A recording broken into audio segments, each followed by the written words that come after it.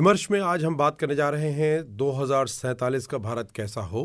भारत का सपना जो भारतवासी हैं वो कैसा देख रहे हैं, उसके लिए उनकी तैयारी कैसी है, उनकी जिम्मेदारी कैसी है, उनकी भूमिका क्या हो रही है और वो क्या बनाने के लिए, क्या गढ़ने के लिए तैयारी कर रहे हैं और इस तैयारी की जो रसद है वो कहाँ से आ रही है और बुनियादी चुनौतियाँ, उनकी समस्याएं क्या हैं, उनकी अपेक्षाएं क्या हैं, आकांक्षाएं क्या हैं, इस पर बात करेंगे। और इस बात को करने के लिए हमारे साथ दो भारत की बेटियां हैं।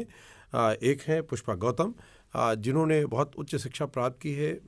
आपने बीए भी किया, एमए किया, उसके बाद एमएसडब्ल्यू किया, एलएलबी कर रही हैं, अब आगे पीएचडी की तैयारी है और ये सब के साथ में सामाजिक संगठन बनाकर आप समाज में भूमिका अदा कर रही हैं। दूसरी और लखनऊ विश्वविद्यालय की छात्रा है। हमारे साथ में दूसरी जो मेहमान आज की हैं सदफ खान, जिन्होंने बचपन में एयरपोर्ट के पास गुजरती हुई काली एम्बेसडर से एक सपना जिया और उस सपने को पूरा करने के लिए आपने पब्लिक एडमिनिस्ट्रेशन को चुना एक सब्जेक्ट के तौर पर। बीएससी में बीए किया आपने और बीए के बाद में आपने मास्टर्स किया पब्लिक एडमिनिस्ट्रेशन ऑनर्स, और वो इनका पूरा हो चुका है बाबा साहब भीमराव अंबेडकर यूनिवर्सिटी लखनऊ से। और ये पूरा करने के साथ में ये एक यूपीएससी के एस्पायरेंट हैं, जो कि आप भविष्य में एक जिलाधिकारी की भूमिका के लिए अपने आप को तैयार कर रही हैं और ये समाज की समस्याओं के समाधान के लिए स्वयं को आहूत करना चाहती हैं, ऐसा इनका सपना है। तो आप दोनों से बात करते हैं। आप दोनों का बहुत बहुत स्वागत है। Thank you sir. Thank you. तो सबसे पहले ये भारत के भविष्य का सपना क्या युवाओं को कैसे जीना चाहिए, या वो सपना आप प्रतिनिधि के तौर पर कैसे बताती हैं कि सपना आपका क्या है? सदा सर, युवाओं को सबसे पहले ये सोचना चाहिए कि जो हमारा अगर नेशनल यूथ पॉलिसी का डेटा बताता है कि हमारा देश युवाओं का देश है, तो जो जिम्मेदारी हम युवाओं के ऊपर है। आज बहुत सारे डिस्ट्रैक्शन है, चाहे वो फिल्म इंडस्ट्री है या सॉन्ग्स है, उसमें जो गन वायलेंस है या जो ड्रग्स कल्चर है, इनको बहुत ग्लोरीफाई करके दिखाया जाता है। तो हमारी जिम्मेदारी है कि हम उसको फिल्टर आउट करें, क्योंकि 2047 का जो हम टारगेट लेके चल रहे हैं विश्व गुरु या आत्मनिर्भर भारत का, वो तभी होगा जब हम आज से उस पर काम करेंगे। उसका ब्लूप्रिंट ऑलरेडी तैयार हो गया है, बट हमें उस पर काम करना है। और मेरा मानना है कि आपको कुछ बहुत बड़ा या एक्स्ट्राऑर्डिनरी करने की जरूरत नहीं है अपनी देशभक्ति दिखाने के लिए। मैं बहुत छोटी चीज़ पे बिलीव करती हूँ कि जब एक किसान अपनी फसल का बीज बोता है, या जब एक कूली अपने सामान का सर पे बोझ ढोता है, जब एक मजदूर महिला किसी इमारत के लिए अपने सर पे ईंटें सजाती है, या जब सफाई कर्मी की टोली हंसकर कचरा उठाती है, वो सब देशभक्ति में आता है। तो बस आप अपना काम ईमानदारी से कीजिए। और आज अगर देखें तो गवर्नमेंट बहुत सारे काम कर रही है, चाहे वो Sagarmala, Bharatmala, golden quadrilateral project, और अंडमान निकोबार में चाइना को कॉम्बैट करने के लिए 75,000 का एक और प्रोजेक्ट कर रहे हैं। तो गवर्नमेंट अपने प्रयास कर रही है, पर युवाओं को खुद से सवाल करना चाहिए कि हम क्या कर सकते हैं। क्योंकि सवाल करना गलत नहीं है, मगर सवाल पे आकर रुक जाना गलत है। हमें जवाब ढूंढने होंगे, हमें मिल के आगे आना होगा, और हमें याद करना होगा कि हम सभी ने प्रियम्बल में एक शपथ ली थी। हम वो शपथ भूल जाते हैं, that we the people of India, हम भारत के लोग, हम भारत के लोग। तो ये जिम्मेदारी हम सबकी है, हम सबने शपथ ली थी, तो हम सबको मिल के आगे आना होगा। और पोटेंशियल तो है इंडिया में, इंडिया के यूथ में पोटेंशियल है। अभी कोरोना टाइम में जहाँ बड़े बड़े डेवलप्ड कंट्रीज गिव अप कर चुके थे, वहाँ पे इंडिया एक ऐसा कंट्री था जिसने अपनी वैक्सीन भी बनाई। और ये जान के आपको बहुत हैरानी और खुशी होगी कि हम पीपी किट बाहर से मंगवा रहे थे, लेकिन डेडिकेशन और स्किल डेवलपमेंट के दम पे हमने सिर्फ 60 दिनों के अंदर 10,000 करोड़ की पीपी किट इंडस्ट्री खड़ी कर ली। और आज पूरे वर्ल्ड में India second largest PP kit producer है, सिर्फ 60 दिनों में। जबकि कोरोना से पहले एक भी पीपी किट नहीं हो रहा था, हम बाहर से मंगा रहे थे। तो पोटेंशियल है भारत में। चाहे हम फ्यूचरिस्टिक बात कर रहे हैं, हम ऐसे जेनोबोट्स पर काम कर रहे हैं जो हमारी बॉडी के अंदर जाके माइक्रोप्लास्टिक्स को खत्म करेगा।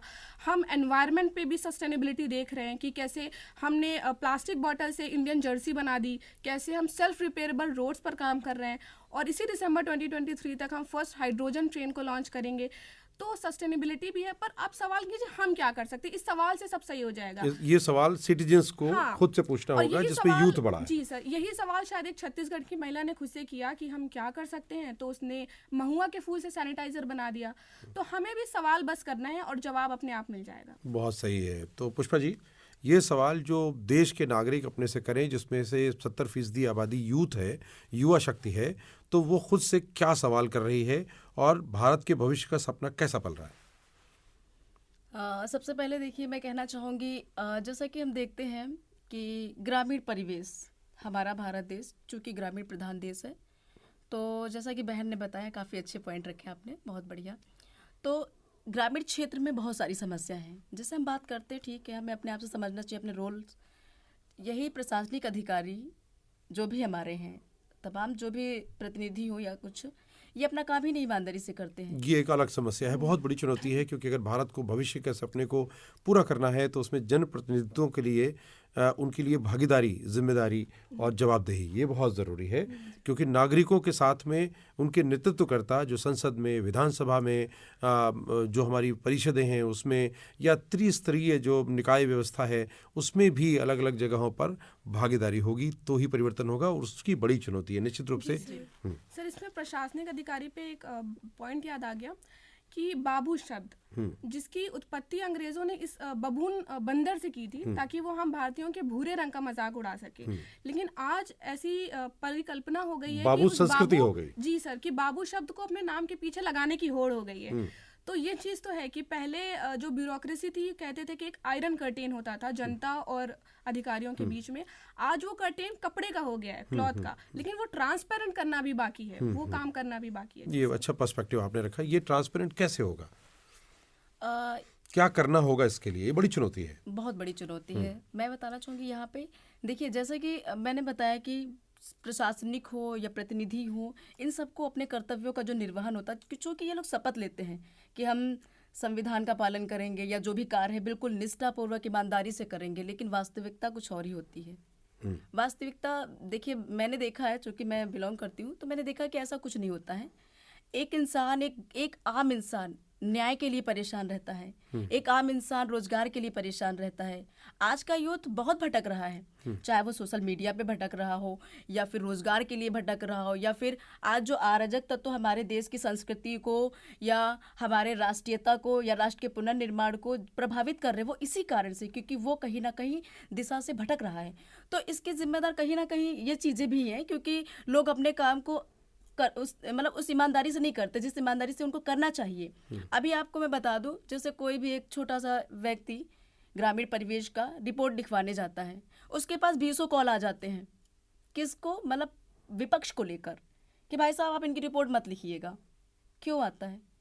करप्शन तो इसी से पैदा होता है ना, क्योंकि उसका अधिकार है, उसका मौलिक अधिकार है। और ये मौलिक अधिकारों का हनन है। जो मौलिक अधिकार है उनका हनन ही मेन जो है जिम्मेदार इसी बात का है कि आज हमारे देश में तमाम समस्या इसी कारण से हो रही हैं, क्योंकि लोग उग्र बन जाते हैं, फिर वो अपने अधिकार के लिए क्या अच्छा है क्या बुरा है वो नहीं सोच पाते। और इसलिए कई बार अपराध के जो बढ़ते ग्राफ में इस तरह की घटनाओं की भूमिका बहुत बड़ी होती है। हम देखते हैं कि बहुत बड़ी ऐसी कहानियां आमतौर पर सुनने को मिलती हैं कि एक व्यक्ति ने अपने परिवार के साथ किसी अन्यायपूर्ण व्यवहार के कारण पूरे जीवन को खपा दिया उस न्याय को दिलाने के लिए, और जब न्याय मिलता है तो देर बहुत हो चुकी होती है, और कहा गया है कि देर से मिला हुआ न्याय न्याय नहीं है। तो सदफ, इस स्थिति के परिवर्तन को किए बिना भारत, भविष्य का भारत निर्माण नहीं किया जा सकता। तो ये जो चुनौती है, इस बुनियादी चुनौती के समाधान के लिए क्या क्या स्टेप्स, क्या कदम उठाए जाने चाहिए, आपको क्या लगता है? सर, इसमें बहुत सारे पॉइंट है। जैसे पहले तो अवेयरनेस, जागरूकता, क्योंकि बहुत सारी ऐसे स्कीम इनिशिएटिव्स हैं जो गवर्नमेंट लॉन्च तो करती है, लेकिन वो निचले स्तर तक पहुंच नहीं पाती है, या उसका जो बेनिफिट है वो फिल्टर होकर उन तक पहुंचता है। तो पहला तो जागरूकता, और दूसरी चीज़ है कि जिम्मेदारी भी। जागरूकता, आपको ये भी जानकर हैरानी होगी, जैसे इन्होंने बोला कि लोगों को पता नहीं है। पॉलिटिकल पार्टी में जब ये चुनाव होता है हमारे देश में, रूरल एरिया तो अगर हम उसको छोड़ दें, अर्बन एरिया में भी हमें लाउड स्पीकर लगाकर ये बताना पड़ता है कि ईवीएम में कौन सा बटन दबाना है। रूरल एरियाज़ की बात नहीं, हम अर्बन एरियाज़ की बात कर रहे हैं कि शहरों में भी हमें ये, जो चुनाव हम चुनते हैं, जो नेता चुनते हैं, हम उस आधार पे चुनते हैं कि उस पार्टी ने पिछले 5 सालों में कितना तगड़ा प्रचार किया है। हम इस चीज़ पे नहीं चुनते कि उस पार्टी ने पिछले 5 सालों में कितना बेहतर काम किया है। तो ये हमारी मानसिकता भी है। हम अपनी मानसिकता में जब तक बदलाव नहीं लाएंगे, कितने ही कानून बन जाए, कितनी ही प्रोग्राम बन जाए, क्योंकि डोमेस्टिक वायलेंस एक्ट 2005 में बन गया, पर आज भी हमें देखने को मिलता है। तो मानसिकता है, और मानसिकता में बदलाव धीरे धीरे होगा और छोटी छोटी चीज़ से होगा। जैसे अभी होली आई, हमने पिचकारी ला के दी। मेरा खुद का एक भांजा है, उसको जब पिचकारी मिली उसने बोला आप भी गोली मार देंगे। तो हम, आप बंदूक दीजिए, पर जब उसने बोला ये लाइन के गोली मार देंगे आपको, तो आप उसको ये टोक दीजिए कि हथियार उठाना कमजोरों की निशानी है। तो जब आप बच्चों को बचपन से उस ढांचे में मोड़ कर देते हैं, तब चीज़ें बदलती हैं। दूसरी चीज आती है कि जागरूकता कैसे आएगी। हमें टॉप डाउन अप्रोच की जगह हमें बॉटम अप अप्रोच देखनी चाहिए। लोक अदालत हो गई या जो लोकल लेवल गवर्नमेंट बॉडीज हैं उनको हम ऑटोनॉमस नहीं देते। अभी भी फाइनेंशियल ऑटोनॉमी नहीं है लोकल पंचायत के पास, उनके पास फंड्स नहीं है काम करने के, पॉलिटिकल पावर भी नहीं है और अवेयरनेस नहीं है। आज भी ऐसे गांव हैं जहां पे फीमेल्स को इक्वालिटी नहीं मिली है। और यहाँ इक्वालिटी को मैं क्लियर करना चाहूँगी, जब विमेन इक्वालिटी की बात आती है तो हम ये बात नहीं करते कि हमारा मतलब विमेन वर्सेस मैन है, वर्सेस नहीं है। हम आदमी और औरत को बराबर अपॉर्चुनिटी देने की बात करते हैं। ये बहुत महत्वपूर्ण बात आपको अगर अवसर मिला काम करने का तो हमें अवसर दिए जाएं। इक्वालिटी का मतलब ये नहीं है कि हमारी लड़ाई आदमियों से है या हमें उनसे आगे जाना है, जी नहीं, हमें सिर्फ अवसर चाहिए। आज भी गांव में अगर आप देखिए, गवर्नमेंट ने तो कर दिया कि इतनी % सीट रिजर्व है विमेन के लिए, पर होता क्या है, पंचायत में खड़ी तो महिला हो जाती है, लेकिन एक पंचायत में प्रधान पति का कॉन्सेप्ट आ जाता है कि वो सिर्फ खड़ी है पर बाकी पावर उसके पास है, क्योंकि रिजर्वेशन किया गया, इसलिए उसने अपनी पत्नी को आगे करके और कमान अपने हाथ में रखी। मेरे खुद की फैमिली, एक्सटेंडेड फैमिली में ऐसे मेंबर्स हैं जिनके पास पैन कार्ड नहीं है, आधार कार्ड नहीं है, और उनसे अगर हम पूछते हैं कि आप बनवा लीजिए, बोलते हैं हमें ज़रूरत क्या है। तो ये जो कॉन्सेप्ट है, मेंटालिटी है, हमें खुद चेंज करना होगा और बचपन से चेंज करना होगा। अचानक से चेंज नहीं होगा। जो हमारी एडल्ट जनरेशन है, जो हमारी ओल्ड एज जनरेशन है, आप उससे इतनी जल्दी एक्सपेक्ट मत कीजिए फिर आप उसको क्रिटिसाइज करेंगे कि नहीं उनकी सोच गलत है। नहीं, धीरे धीरे चीज़ सही होंगी। आने वाली पीढ़ी पे काम कीजिए, उन्हें सिखाइए। और एक बहुत इंपॉर्टेंट बात, हम विमेन को एम्पावर तो कर रहे हैं, लेकिन उस एम्पावर्ड विमेन के साथ रहना कैसे है हम वो आदमियों को नहीं सिखा रहे हैं। तो इससे जो है क्लैशेस हो जाते हैं। तो यानी एक व्यक्ति का जो निर्माण है वो मतलब पुरुष और महिला की जगह व्यक्ति के निर्माण का एक जो बात है वो उस पर भी काम जरूरी है, काम करना है। क्योंकि हम जैसे लड़कियों को बोलते हैं कि आप लड़कियों की तरह बैठिए, लड़कियों की तरह चलिए, तो हमें बोलना चाहिए आप इंसानों की तरह बैठिए, इंसानों की तरह बात कीजिए। तो जो इंसान पे काम करना है, क्योंकि आज हमारे देश में हिंदू और मुसलमान तो बहुत पैदा हो रहे हैं पर इंसान पैदा नहीं हो रहे। तो इसमें मेरी कुछ लाइन भी है लोगों को, युवाओं को, कि वे तुम्हें हिंदू और मुसलमान कहेंगे, तुम हिंदुस्तान पर अड़े रहना। तो हिंदुस्तान पे काम करने की जरूरत है, बहुत ज़रूरी है। तो पुष्पा, जो ये पूरा जो ये समझ का विकास है, क्योंकि समझ का विकास जो है उसके जो तरीके हो सकते हैं वो अलग हैं। तो इस पूरे भारत के नागरिकों के समझ का निर्माण, युवा शक्ति के समझ का निर्माण और हमारे विश्वविद्यालय, महाविद्यालय, विद्यालय, उन सब जगहों इनका परिष्कार, क्योंकि ये जो 25 वर्षों की यात्रा आगे हमें करनी है 2047 तक, ये बड़ी महत्वपूर्ण है। यानी आज जो बच्चा जन्म लेगा वो 2047 में 25 वर्ष का होगा, और जो आज 25 वर्ष का है वो ऐसे युवा पीढ़ी के माता पिता की भूमिका निभा रहा होगा। तो उस समय उसकी सोच अच्छे बच्चों के निर्माण में बड़ी भूमिका अदा करती है। यानी हम भारत के कर्णधारों के जन्म देने वाले माता पिता तैयार कर रहे हैं अभी, ऐसा अगर समझें। तो आप क्या सोचती हैं कि क्या क्या हमें समझना है, क्या क्या हमें बुनना है, क्या क्या हमें बनाना है? जी, सबसे पहले तो अपनी सोच ही चेंज करनी है। क्योंकि देखिए, मैं मानती हूँ कि चाहे समस्या जितनी भी हो, अगर आपकी सोच अच्छी है तो क्योंकि आप भले तो जग भला। तो अपनी सोच को कहीं ना कहीं चेंज करने की ज़रूरत है। और सबसे पहले बच्चों पे ज़बरदस्ती कुछ नहीं थोपना है कि आप पढ़ाई ही करो, क्योंकि आज अगर बच्चा चाहे तो वो विभिन्न क्षेत्रों में निकल सकता है, उसकी प्रतिभा के हिसाब से रास्ते मिल सकते हैं। चाहे वो स्पोर्ट का हो, चाहे वो राजनीतिक हो, या कोई भी हो, अच्छे से निकल सकता है। तो उसके पहले तो प्रतिभाओं का आकलन करना ज़रूरी है कि वो किस में परफेक्ट है। बहुत से बच्चे, सचिन तेंदुलकर जी का उदाहरण देख लीजिए। ये बहुत महत्वपूर्ण बात आपने की, प्रतिभाओं का आकलन करना, और इससे पहले कि प्रतिभा की पहचान करना। पहचान करना जरूरी। आकलन तो तभी कर पाएंगे कि वो वास्तव में अच्छा खिलाड़ी है कि नहीं, लेकिन खेलने की प्रतिभा उसके अंदर, इसकी पहचान करना भी बहुत ज़रूरी है।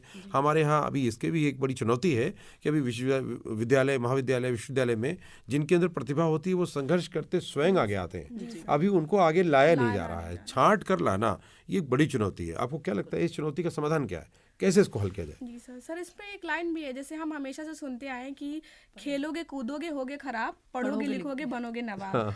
तो अगर यही लाइन हम सचिन तेंदुलकर को बोलते, यही लाइन हम विराट कोहली को बोलते, तो हम आगे नहीं होते। और ये लाइन बोलते हैं हम स्टूडेंट्स को 3 ऑप्शन देते हैं, या आप साइंस लीजिए, या आप इंजीनियरिंग कीजिए या तो आप फेल हो जाइए। बस 3 ही ऑप्शन है, आपको चौथा करियर ऑप्शन नहीं। और फिर उम्मीद करते हैं कि भारत ओलंपिक्स में, कॉमनवेल्थ गेम्स में मेडल क्यों नहीं ला रहा है। हम भारत को क्रिटिसाइज करते हैं, यहाँ की गवर्नमेंट को क्रिटिसाइज करते हैं। तो हम सोच नहीं बदल रहे। कितने ही पेरेंट्स अपने बच्चों को स्पोर्ट्स में जाने के लिए देते हैं। मेरा छोटा भाई है आतिफ खान, वो क्रिकेटर बनना चाहता है। अभी वो इकाना लखनऊ स्टेडियम में वो प्रैक्टिस कर रहा है। तो पापा ने शुरू से बोला कि अगर आपका ध्यान स्पोर्ट्स में है तो आप देश को स्पोर्ट्स में भी रह के आगे रिप्रेजेंट कर सकते हैं। तो बच्चों की जो क्वालिटीज़ हैं उनको पेरेंट्स समझें और उनको दबाए नहीं, उनको सपोर्ट करें, ताकि अगर हम हर फील्ड में बेटर होंगे। और एक लाइन भी है कि अगर आपको फेल होना ही है, अगर आप नाकामयाब होते ही हैं तो उस चीज़ में होइए जिसमें आपका मन था, तो आपको कभी अफसोस नहीं होगा। तो बच्चों को आगे लाइए, क्योंकि सिर्फ इंजीनियर डॉक्टर की ज़रूरत नहीं है, हमें अच्छे आर्टिस्ट की भी ज़रूरत है, हमें अच्छे साइकोलॉजिस्ट की भी ज़रूरत है। तभी इंडिया हर चीज़ में ओवरऑल डेवलप्ड होगा। क्योंकि बहुत सारे इंडेक्स जो हैं वो हर साल रिलीज़ होते हैं, इनोवेटिव इंडेक्स, बहुत सारे हैप्पीनेस इंडेक्स। तो वो सब डिपेंड करता है कि हम हर फील्ड में कितना बेटर कर रहे हैं। बहुत महत्वपूर्ण बात आपने की है कि जो भी प्रतिभाएं हैं उनको अवसर मिलेगा, उनकी पहचान सुनिश्चित होगी, तो हमारे समाज में भी एक सभी क्षेत्रों में अच्छे मस्तिष्क, अच्छे व्यक्तित्व, अच्छे लोग, अच्छे नेतृत्वकर्ता आएंगे और उन सब क्षेत्रों का बहुमुखी विकास सुनिश्चित होगा। आपने अंत में एक बात कहा, हैप्पीनेस इंडेक्स, ये बेहद महत्वपूर्ण है, क्योंकि डिप्रेशन, तनाव, बहुत सारे समस्याएं, घरों के अंदर टेंशन हो रहा है। आज कॉन्फ्लिक्ट्स बहुत सारे हैं, फैमिलीज़ की जो है वो टेंशन्स हैं, फैमिलीज़ कोर्ट भरी पड़ी हैं, और शादी करने के बाद अगले दिन लोग कोर्ट में खड़े हो जाते हैं। तो ये जो टेंशन्स हैं और इन्हीं तरह के तनाव के शिकार हमारी युवा पीढ़ी भी हो रही है, जो डिप्रेशन में आकर के वो गलत कदम उठाती है। कई बार वो हिंसक हो जाती है, कई बार वो सुसाइड अटैम्प्ट्स करते हैं, और बहुत बड़े सुसाइडल केसेस सामने आ रहे हैं। और ये बड़ी चिंता की बात है कि जो सेलेक्टेड यूपीएससी के एस्पिरेंट्स हैं, जो कहीं जिलाधिकारी बन जाते हैं, वो भी सुसाइड कर रहे हैं, और बाकायदा प्लान्ड सुसाइड कर रहे हैं। इसका मतलब वो इतनी हताशा के गहरे भंवर में फंसे हैं कि वो भी समाधान ढूंढ नहीं पा रहे हैं। तो अब ज़रा चिंता की बात है। तो पुष्पा जी, इस स्थिति से ये जो हैप्पीनेस इंडेक्स है, ये कितना ज़रूरी है, इसको कैसे बढ़ाया जाए? देखिए, आजकल मैंने जैसा कि बताया, लोगों की दुनिया जहाँ तक कि मेरे हिसाब से फ़ोन तक सीमित रह गई है, यानी सोशल मीडिया ही यहाँ तक सीमित रह गई। तो ऐसा होता है, जब तक वो हैप्पी रहते हैं, चीज़ों को देखते रहते हैं, जब तक उनको मन हुआ खुश रहें, बाद में जब वो खुद को अकेला पाते हैं, कि जैसे बहुत से लोगों का ब्रेकअप हो जाता है, या बहुत से बड़ी परीक्षा की तैयारी, यूपीएससी के कैंडिडेट होते तैयारी कर रहे हैं, उनकी उम्र निकलती जाती है, फिर वो डिप्रेस्ड हो जाते हैं, या फिर उनका जो टारगेट होता है या जो लक्ष्य है बना के चलते हैं वो नहीं, उनको समय पे नहीं मिल पाता है, तो उस स्थिति में वो डिप्रेस्ड हो जाते हैं। तो मेरा मानना ये है कि कहीं ना कहीं आज हम संगठित नहीं हो पा रहे हैं, हम खुद को अकेले लेकर ही हर चीज़ चल रहे हैं। अब स्टडी की मैं बात करती हूँ, बहुत से लोग मानते हैं कि अकेले में स्टडी बढ़िया होती है, बट मैं मानती हूँ कि ग्रुप स्टडी बहुत अच्छा होता है, क्योंकि उसमें देखिए कई विचारधारा के लोग आपको मिलते हैं, और एक, चाहे आप यूपीएससी की बात कर लें या किसी भी चीज़ की बात कर लें, एक ऑलराउंडर होना उसका बहुत ज़रूरी है, कि आप ग्राउंड फ्लोर पर भी बढ़िया वर्क कर सको, और आप मतलब किसी भी कोई भी सिचुएशन हो उसको आप अच्छे से डील कर सको। तो जो डिप्रेशन की बात रही, तो लोग मुझे लगता है इसीलिए नहीं निकल पा रहे, क्योंकि वो इतना बड़ा सोच लेते हैं। कभी कभी ऐसा भी मैंने देखा है, बहुत से बच्चे अपनी प्रतिभा को नहीं समझ पाते, वो घर वालों के प्रेशर में आकर यूपीएससी की प्रिपरेशन कर रहे हैं, या फिर जो भी मतलब परीक्षाएं उसकी तैयारी कर रहे हैं, या स्पोर्ट ज़बरदस्ती बच्चों को बनाया, आप क्रिकेटर ही बनोगे, क्योंकि तो कहीं ना कहीं ये भी चीज़ें जिम्मेदार हैं। और इन्वायरमेंट, सबसे ज़्यादा तो फ़र्क इन्वायरमेंट का ही पड़ता है। तो मुझे लगता है इन सब चीज़ों पे आज सुधार करने की आवश्यकता है। और जितना यूथ आज सोशल मीडिया पे या फ़ोन में बिजी है, देखिए ये सब एक कुछ समय की ही बात है, इससे थोड़ा कम रुझान करना चाहिए, क्योंकि कहीं ना कहीं इसमें भी लोग डिप्रेस्ड हो रहे हैं। बिल्कुल, आपके क्या विचार हैं सदफ? सर, डिप्रेशन जो चीज़ है, हम तो मानते हैं कि अभी रूरल एरियाज़ में डिप्रेशन जैसी चीज़ मानी नहीं जाती है, और रूरल नहीं, अर्बन एरियाज में भी डिप्रेशन को एक मजाक की तरह होता है कि डिप्रेशन क्या होता है, ये नई बीमारी है, हमारे टाइम में नहीं थी। तो डिप्रेशन जो है, मेंटल जो हेल्थ है हम उसकी बात ही नहीं करते। आप शरीर से फिट आपको आदमी दिखेगा, हो सकता है मेंटल उसकी बहुत पुअर हेल्थ हो, तो पहले तो उस पर काम करना है, अवेयरनेस लानी है कि ऐसी चीज़ होती है, और इस पर आप घबराइए नहीं। मदद मांगना सबसे बड़ी बहादुरी की चीज़ है, कि आप परेशान हैं, आप किसी से बोलिए आई नीड योर हेल्प, ये सबसे बड़ी बहादुरी की चीज़ है, कि हार नहीं मानी, आपने गिव अप नहीं किया, आपने मदद मांगी। दूसरी चीज़ जो है कि जो डिप्रेशन इसलिए भी कुछ है, क्योंकि जो आज का यूथ है उसको लगता है कि हमें हर चीज़ प्रॉब्लम से वो भाग जाता है। जब तक चीज़ें ठीक है, जहाँ प्रॉब्लम आए, प्रॉब्लम को सॉल्व करने की जगह वो स्केप ढूंढता है। जैसे सर ने बोला डाइवोर्स का, कि पहले शादी हो गई, कोई प्रॉब्लम आई तो हम उसको सॉल्व करेंगे। फैमिलीज़ में ब्रेकअप नहीं होते, फैमिलीज़ में व्यूज़ कभी कभी क्लैश करते हैं, पर हम साथ रहते हैं। दूसरी चीज़ जो है वो ये है कि मैं युवाओं और लोगों से कहना चाहूँगी कि आप इमेजिन कीजिए कि 3 घंटे की आप कोई पिक्चर देख रहे हैं, उसमें जो मेन हीरो है वो एक कुर्सी डाल के कोने में बैठा हुआ पूरे 3 घंटे। अजीब लगा। हीरो कभी कुर्सी डाल के अकेले नहीं बैठता, हर हीरो को, हर मेन कैरेक्टर को लड़ना पड़ता है, प्रॉब्लम फेस करना पड़ता है। दूसरी चीज़, आप जब भी कोई पेड़ लगाते हैं या आपका कोई फूल है वो सूख गया या वो सही से नहीं ब्लूम कर रहा है, तो आप उसके आसपास का एनवायरनमेंट चेंज करते हैं, आप उसमें खाद डालते हैं, पानी डालते हैं, उस फूल को उखाड़ कर नहीं फेंकते। तो जब आपकी चीज़ें सही नहीं हो रही हैं तो आप अपनी जान मत दीजिए, आप आसपास के एनवायरनमेंट पे काम कीजिए, लोगों से बात कीजिए और थेरेपीज लीजिए और अपने बारे में बताइए लोगों को जो आपको प्रॉब्लम्स है। जी सर। एक बात मैं कहना चाहूँगी, जैसे कि मैं पेरेंट्स से भी बात कहना चाहूँगी कि देखिए कभी कभी ऐसा होता ना कि बच्चों का रिजल्ट आता है तो कहीं ना कहीं पेरेंट्स उम्मीद लगा के रखते हैं कि मेरा बच्चा 99% लाएगा या 90% लाएगा। बच्चा कम लाता है तो वो खुश नहीं होते, जिससे बच्चा डिप्रेस्ड हो जाता है। तो इसके माध्यम से मैं कहना चाहूँगी कि ऐसे पेरेंट्स जो हैं, प्लीज़ आप अपने बच्चों का दर्द समझें, उन्हें आप मोटिवेट कीजिए कि बेटा आप जितना लाए हो खुश, और उसकी जो भी प्रतिभा है प्लीज़ उसका आकलन करके उसको आगे बढ़ाने का प्रयास करें। साथ ही साथ मैं यूथ से भी कहना चाहूँगी कि देखिए सोशल मीडिया का मैं मानती हूँ ज़माना है, डिजिटल भारत में हम रह रहे हैं, लेकिन कुछ हद तक हम जो अपनों से दूर हो रहे हैं, डिप्रेशन का सबसे बड़ा कारण यही है क्योंकि हम अपनों से दूर हुए जा रहे हैं। हम जब डिप्रेस्ड होते हैं, क्यों होते हैं? क्योंकि हम 4 लोगों को साथ लेकर नहीं चलते हैं और अकेले में फ़ोन देख रहे हैं या फिर पढ़ाई कर रहे हैं। बाद में जब ऐसी कुछ स्थिति आती है जहाँ पे हम डिसीजन नहीं ले पाते कि हमें क्या करना चाहिए, वहाँ हम अकेला महसूस करते हैं। तो ऐसे में मुझे लगता है बात कीजिए, कोई भी समस्या हो, आपकी पर्सनल लाइफ से रिलेटेड हो या प्रोफेशनल लाइफ से रिलेटेड हो, आपको एटलीस्ट किसी से बात करनी चाहिए। बहुत से लोगों के मन में आ जाता है थॉट्स, क्योंकि जब उनकी ओवर एज होने लगती है, किसी भी तैयारी करते हुए या कोई भी सपना जो उनका ड्रीम्स नहीं पूरा होता है, तो मुझे लगता है अगर आपका ड्रीम्स नहीं पूरा हो रहा है तो कोई बात नहीं, आप बेहतर हैं, आप खुद को बेहतर, पहले तो अपने आप से प्यार करना सीखिए, अपने अंदर कॉन्फिडेंट लाइए कि आप जो कर रहे हैं बहुत अच्छा कर रहे हैं और दुनिया में आप सबसे अच्छे हो इंसान हो। क्योंकि जब हम कभी कभी ऐसा होता है, मैंने बहुत से लोगों को देखा, अगर मैं कोई पर्सन है, मैं बोल दूं आप अच्छे नहीं दिख रहे हो, आपके ऊपर ये कपड़ा सूट नहीं कर रहा है, तो वो शीशे में देखता है जाकर, हाँ मुझे उसको अच्छा नहीं लग रहा या इसको अच्छा नहीं लग रहा, नहीं, दिन खराब हो जाता है। आप कॉन्फिडेंट में शीशे के सामने जाकर खुद को देखिए कि हाँ यार मैं तो बेहतर लग रहा हूँ, मैं बेस्ट हूँ, कोई मुझे प्यार करे ना करे मैं बेस्ट हूँ। जैसे बहुत से लोग बोलते हैं कि अपनी तारीफ करना अच्छा नहीं होता, बट मेरा मानना ये गलत है।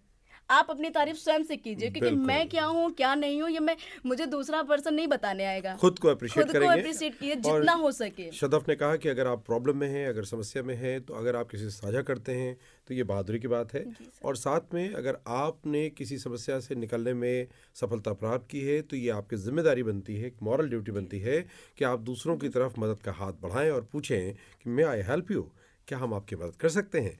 ये हमारी नैतिक जिम्मेदारी है, क्योंकि हम अंततोगत्वा तो एक इंसान हैं, और इंसान होने का मतलब है कि हमारे अंदर कुछ संस्कार हैं, कुछ एडिशनल वैल्यू है, इमोशंस हैं, एक सेंसिटिविटी है, एम्पैथी है, हम दूसरों के दर्द को महसूस कर सकते हैं, और वहाँ पर हमें जो ये शक्ति प्राप्त है ईश्वरीय कि हम वहाँ पर समाधान में भागीदार बन सकते हैं। तभी हमारी ये भूमिका है और इस भूमिका को हम ज़रूर निर्वाह करें। चलते चलते मैं चाहूँगा कि भारत के भविष्य का रोड मैप क्या होना चाहिए, युवाओं को क्या करना चाहिए, शिक्षकों को क्या करना चाहिए, पेरेंट्स को क्या करना चाहिए, सबकी अपनी अपनी भूमिका कैसे होनी चाहिए, आप अपने विचार रखें।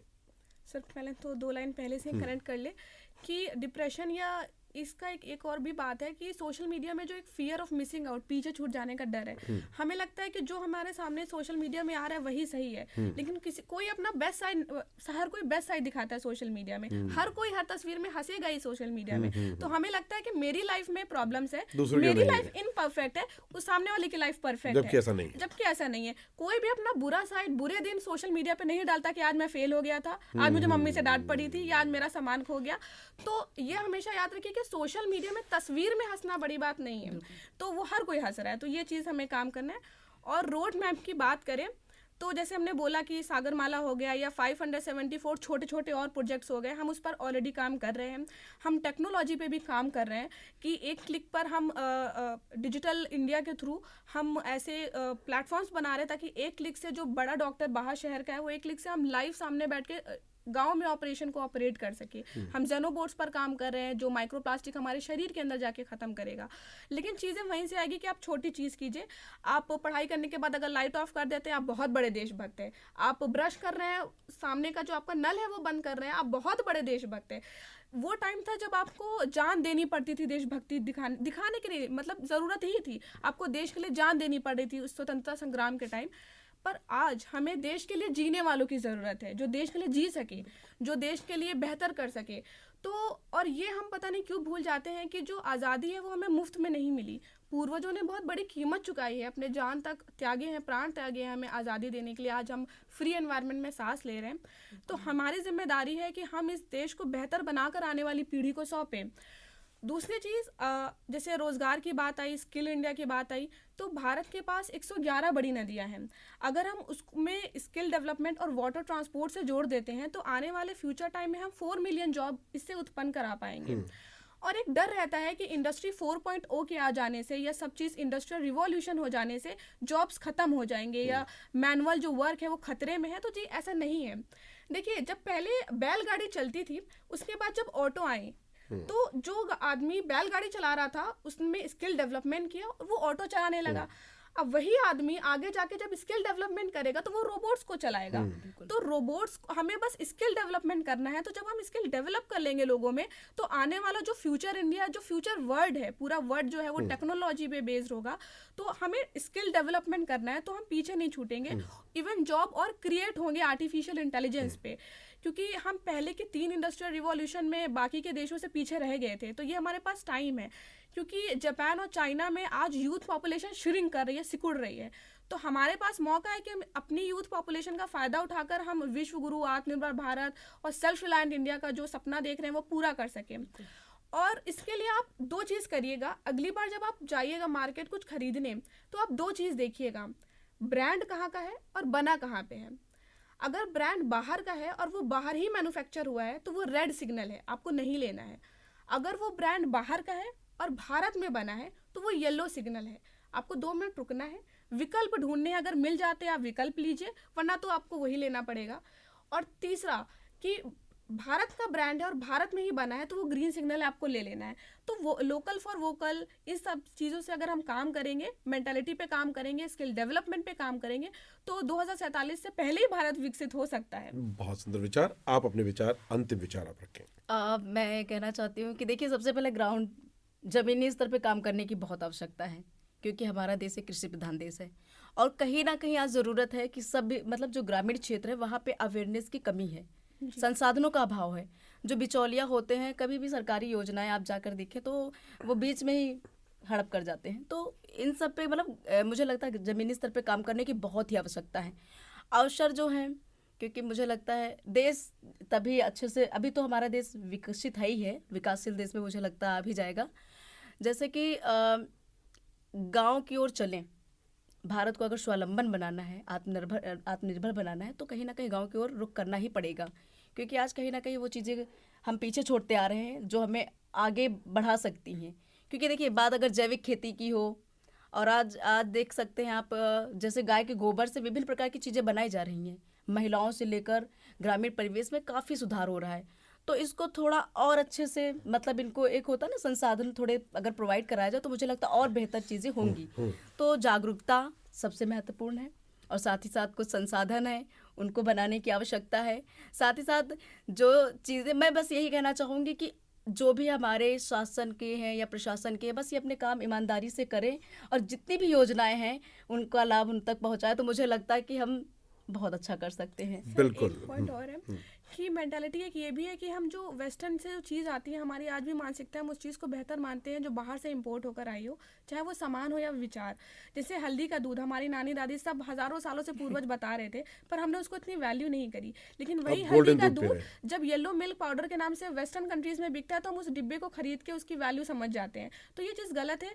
आप वेस्टर्नाइजेशन और मॉडर्नाइजेशन को इंटरचेंजेबली यूज़ मत कीजिए, दोनों अलग कॉन्सेप्ट है। युवाओं को लगता है धोती पहनना, गमछा ओढ़ना ये जो है आपको मॉडर्न नहीं दिखा रहा, सूट बूट मॉडर्न है। सही। वो भूल जाते हैं कि सत्याग्रह की जो राह दिखाने वाले धोती में महात्मा गांधी भी आधुनिक थे, और शिकागो की धरती पे भारतीय संस्कृति का परचम लहराने वाले भगवा अंग वस्त्र में लिपटे विवेकानंद भी आधुनिक थे। तो आधुनिकता और मॉडर्निटी एंड वेस्टर्नाइजेशन दोनों अलग कॉन्सेप्ट है।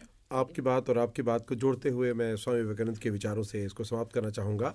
स्वामी विवेकानंद जी ने जब ये पूछा गया कि एक व्यक्तित्व जो है, आप जो है किस तरह के कपड़े पहने, यू आर नॉट जेंटलमैन, तो उन्होंने कहा था कि आपके जो पाश्चात्य संस्कृति के देश हैं वहाँ एक मोची, एक दर्जी और एक हज्जाम मिल करके एक जेंटलमैन तैयार कर देते हैं, अच्छे कपड़े तैयार कर देते हैं, बाल बना देते हैं, जूते अच्छे पहना देते हैं।